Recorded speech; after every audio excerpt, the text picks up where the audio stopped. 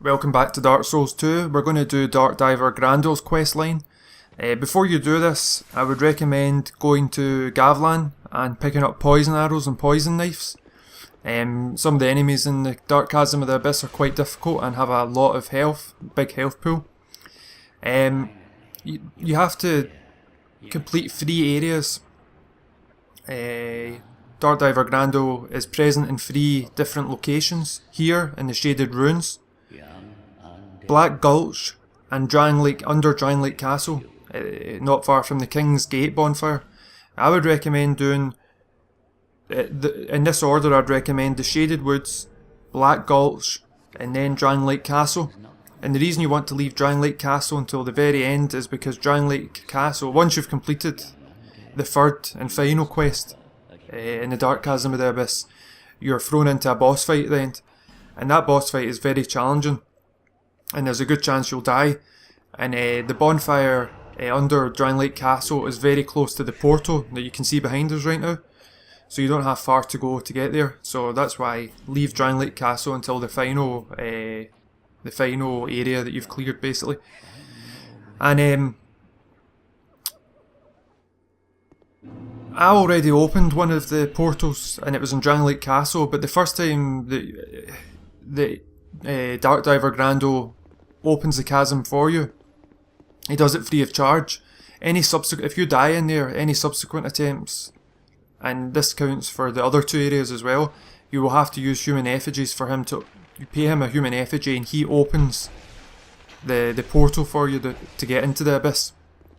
So this is the first abyss, and as you can see, there's holes and crevices in the ground, so just be careful when you're making your way through here. You might want to have flame butterflies and torches available so you can see where you're going. And the first enemies that we're taking on here, they've all got very strange names. You can check these out on the Wikidot for Dark Souls 2. That one that we just took out there was Tenebrous Rogue. I'm not sure how that's pronounced. Tenebrous Rogue. And this one with the bow, some speculate is Faris from Dark Souls 1. And this enemy is known as the Underworld Deadeye. They all have the same amount of health. They've all got a health pool of 2,510 health points.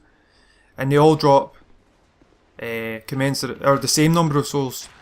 Not similar, the exact same number of souls, 2,400.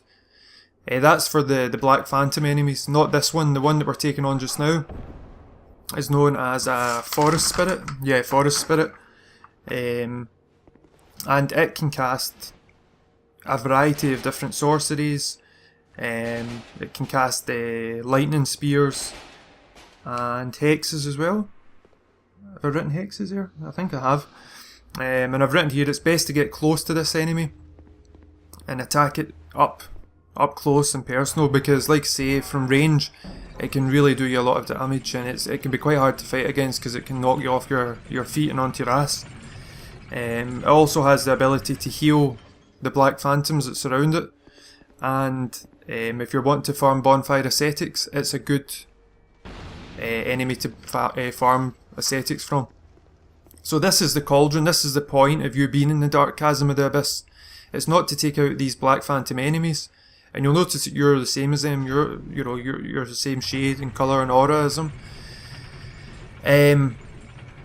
They're very small areas, the chasms, and each of them have got a cauldron inside it that you're required to light up before you're allowed to leave the area. You can see that there's a fog gate over to our right, and in order for us to leave the area we need to light that cauldron up. And this is the quest that Dark Diver Grando has given us. I just want to say the reason that enemies was doing poison or toxic damage there is because it uses Mipha's Bent Blade, or whatever it's called. Mipha's Bent Blade, and that was another one of these Tenebrous Rogue. So you get in the 3 different areas you've got enemies that are familiar to each area. In this one we had the Tenebrous Rogue, the Underworld Deadeye, and the Forest Spirit. The Forest Spirit is present in all the Dark Chasm of the Abyss areas. So the questions I have is, why is Dark Diver Grando motivated to first of all open the portal for you to send you on this quest to light the cauldrons, to bring light to an area that its nature is dark. I'm not sure if it's clear. It's not clear to me. I've read on various websites that some people believe that Dark Diver Grandol's intentions aren't wholesome, that he intends to corrupt the Abyss by sending you on these missions. This shadow, look at the head. It reminds me of like a caveman standing with his hunting spear and his wee sparklet of hair at the top there and his big chin and whatnot. I don't know, I just found that quite an interesting shadow, thought I would share it. You can see the nose and the chin and the face and whatnot, and the prominent brow. Okay, so this is, I'm doing it out of sequence, the sequence that I've advised you not to do it in. I'm doing it Shaded Woods, Drangleic Castle, Black Gulch, but like I said at the beginning, do either Shaded Woods or Black Gulch first, and then wait until the end to do Drangleic Castle, because the bonfire is right next to the portal. So, whatever. Now open the depths of darkness. Young undead, the dark awaits you. So this area of the chasm is particularly dangerous because there's a lot of drops on either side, especially when you spawn into this area. And we're going to come up to Havel, or you know, a phantom wearing Havel's armour and wielding his shield. I would recommend what that instruction said: parry Havel, poison him, use poison arrows. He's got a lot of health, like the other one's 2,512 health points in his pool. Parry him, get your hit in, and you might want to use some kind of resin in here as well. To be honest, I'm not sure which resins work the best, but I would probably guess that gold pine resin is a good all-rounder. Probably the dark pine resin doesn't work very well maybe. And I decided to poison Havel because you know, his dragon tooth, is that the name of that weapon? His weapon is absolutely deadly.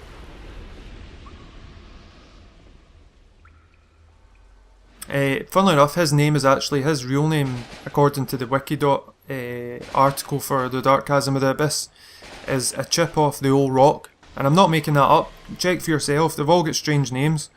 A chip off the old rock is the name of that enemy we just killed. The other one that's in here is the Shadow Veil Assassin that looks like a desert sorceress, and she's up to the right just now. Up there you can see her standing next to the fog gate, and behind us there's an opening as well, and in there is the Ghost of Princes Past. Ghost of Princes Past. I know it sounds like I'm talking absolute nonsense here and I've made these names up, but I haven't. That's genuinely their real names. And some people again speculate that the Ghost of Princes Past is Prince Rickard from Dark Souls 1, who we killed in what do you call it, the funhouse. Man, my memory really is terrible recently. I apologise, I'm really, really sorry. So, I can't tell you how frustrating it is. It's so frustrating to forget simple things. Anyway,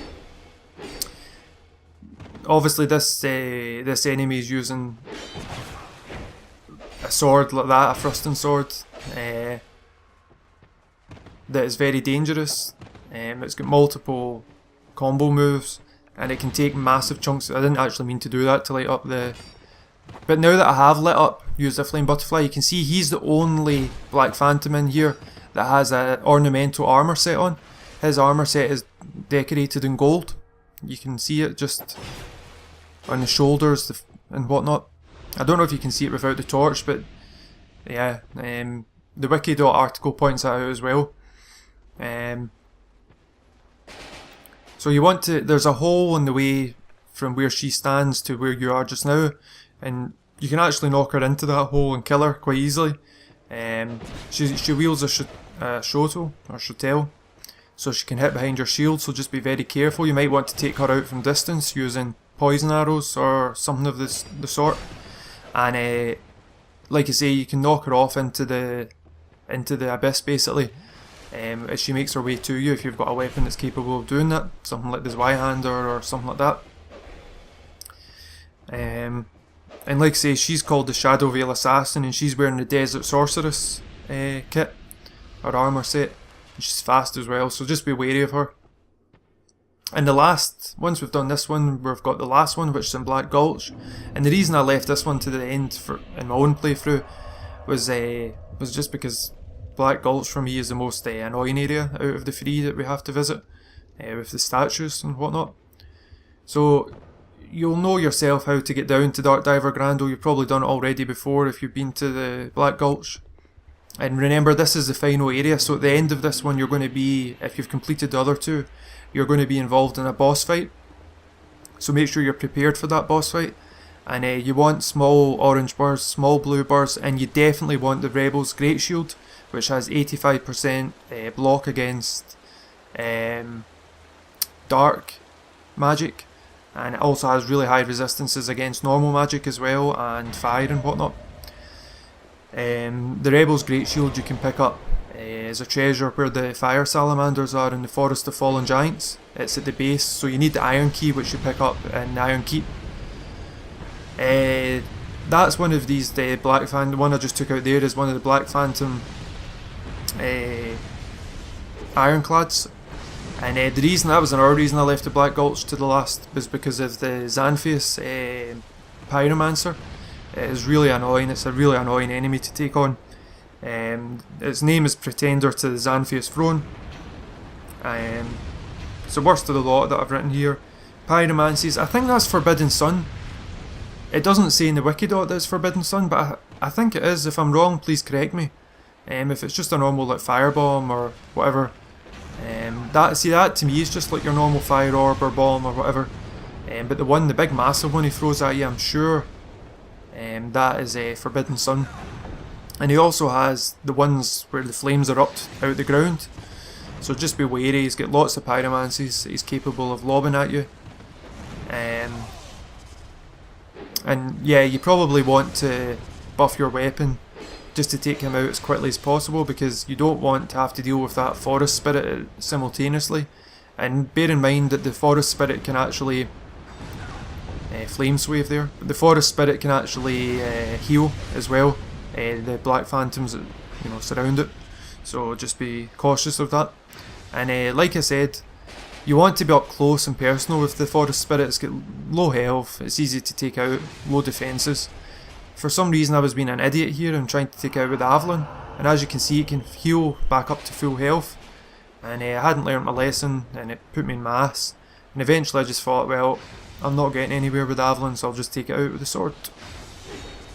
And to be honest, I'm really not using a very potent weapon in here. I really should have been using something like the Giant Club, or just a weapon that does a lot of base damage. The Claymore is a decent weapon, and I think this one might have been fully upgraded, but against these enemies with 2,510 health points, you really want something that can smash them quite quickly. Be careful when you come into this room. This is where the cauldron is in this area. There's a massive drop off as soon as you walk into the room, so you have to walk around the edges of the room to be safe. And once you come out of that room, go left and come up here, and you've got a repetition of the enemies that we fought at the beginning of this area. So we've got the Ironclad Phantom, we've got the Pretender to the Xanthius Throne with its pyromancies, and we've got a Forest Spirit again to take on. So poison is your friend in here. I know it might be a wee bit of a cop-out, but it can really help because these enemies hit hard. And bearing in mind that we're going to have to go into a boss fight at the end of this, so you want to try and keep as many as your Estus flasks with you as possible, because this boss fight, like I say, is very, very challenging. Probably the second or third most difficult boss fight in the whole game, in my opinion, including the DLC. So you're going to, once you clear out this area, you can it causes you to increase your rank in the Pilgrims of Dark, with Dark Diver Grandel, the Covenant, and you get some good rewards for cleaning out all three areas and defeating the Dark Lurker boss. Like I say, I'm not sure what the lore is behind the Dark Chasm of the Abyss. Clearly there's familiar enemies from Dark Souls 1, there's enemies from Dark Souls 2 in here as well that are Black Phantoms.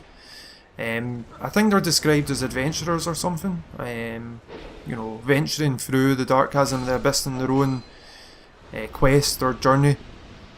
And we've been sent here as well by Dark Diver Grando. It's not clear whether these people or these enemies and entities are here for the same reason. Dark Diver Grando sent him here, but anyway, I hope this helped. In the next episode will be the boss fight with the Dark Lurker. Thanks for watching.